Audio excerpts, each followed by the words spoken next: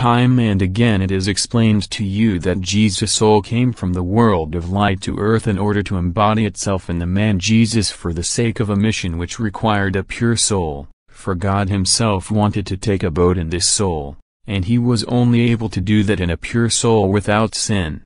He sent his Son to earth. Can there be a clearer word to confirm this?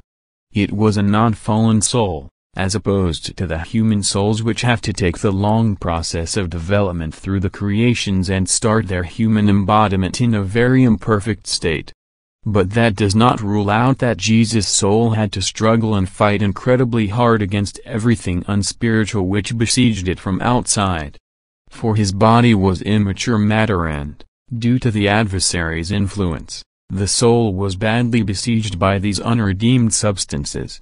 All earthly passions clung to the body and its instincts, which still adhered to the body as part of the very immature substances, demanded gratification. Jesus' soul came to earth in a completely pure state, yet untold immature beings clung to it which the soul was not permitted to shake off. Instead, it needed to pacify and mature them.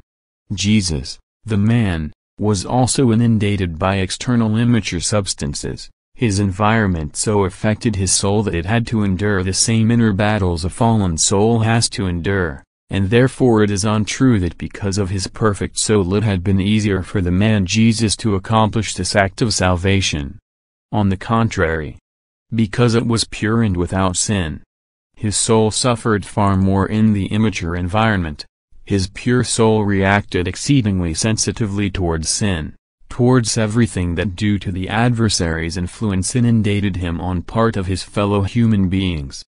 The darkness which the soul of light had to stay in caused it indescribable pain, and yet, it was filled by burning love for the sinful human race and wanted to redeem it from sin and death. So although everything of a satanic nature crowded Jesus' soul, it nevertheless did not succeed in making Jesus himself fall into sin. He withstood all temptations, he fought against his adversary as well as against everything unspiritual pestering him. His love for his brothers in need did not diminish, and he also succeeded in spiritualizing his body's unspiritual substances through love, which constantly increased, and so filled the man Jesus that the eternal love itself took possession of him, which would never have been able to manifest itself in a sinful soul without causing it to perish. Why won't you humans accept these words? He sent his Son to earth. That which comes from him is perfect, and thus it is said he came down to earth and not he ascended from the abyss. Although Jesus' soul was surrounded by satanic elements to a great extent, they approached his soul from outside, and his soul nevertheless resisted them and did not allow itself to fall as God's adversary had intended. Regardless of whether he was pestered by his body's immature substances, or whether unredeemed beings were trying to cling to him as Satan's emissaries, his pure soul resisted and fended off everything of a satanic nature, whereas it matured its body's immature spiritual substances so that it was able to join the soul in a spiritualized state when Jesus had accomplished his act of love.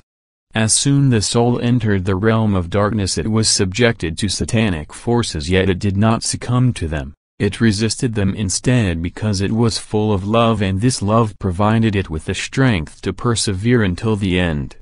However, the soul brought love along from above. It did not sacrifice love. Instead, it united itself increasingly more with the eternal love, and thus the unification took place, which should be every person's ultimate goal on earth. Jesus, the human being, deified himself on earth through his great love and his extreme suffering and agonizing death. Yet he, too, had to struggle in order to attain this deification. It did not come any easier to him than any other person, for people also possess the divine spark of love and can constantly nourish and fan it into a bright flame. They can appeal to Jesus for help, whereas Jesus only ever drew strength from love. But this love sheltering within him was God himself. And then again, God was only able to shelter in a being without sin. He would never have been able to enter a fallen soul which had traveled the path of ascent through the creations. A soul which had once fallen away from him and rejected his love. After all, this had been the original sin which burdened all fallen beings, and this original sin would have had to be redeemed first before a union with God was possible again. Therefore, had the soul of the man Jesus been a fallen soul, it would not have been redeemed prior to the crucifixion, and God would never have been able to take abode in it. However, he did shelter in Jesus, for he was the love. God himself had become human. God's human manifestation would never have been possible in any other way. But this is and will remain the greatest mystery of all. A pure being had to accomplish the act of atonement for humanity's original sin, for a fallen being was still subject to God's adversary's rule and would never have been able to muster the strength of detaching itself from the adversary, its prison guard. Now it is possible for a person, because Jesus Christ died on the cross for it. A soul of light had to take up the battle against the adversary, and Jesus won this battle because his strength was love, because he waged this battle in unity with God himself, the eternal love, and thus God himself redeemed the human race from sin and death.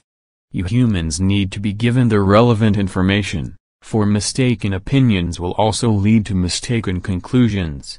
Lucifer would not have had to fight against Jesus had he been in command of him. And every fallen soul is still subject to the adversary's control, until it is redeemed by Jesus Christ. No fallen soul would ever have succeeded in defeating the adversary.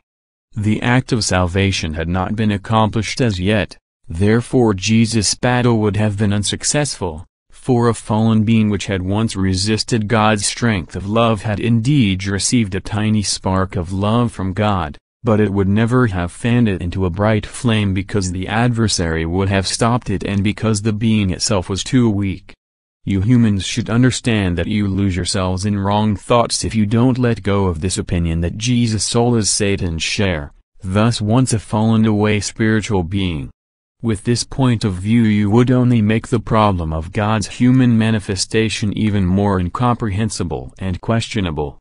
And therefore the pure truth must be repeatedly presented to you, for only the truth will enlighten you correctly, and the truth will only ever come forth from God himself.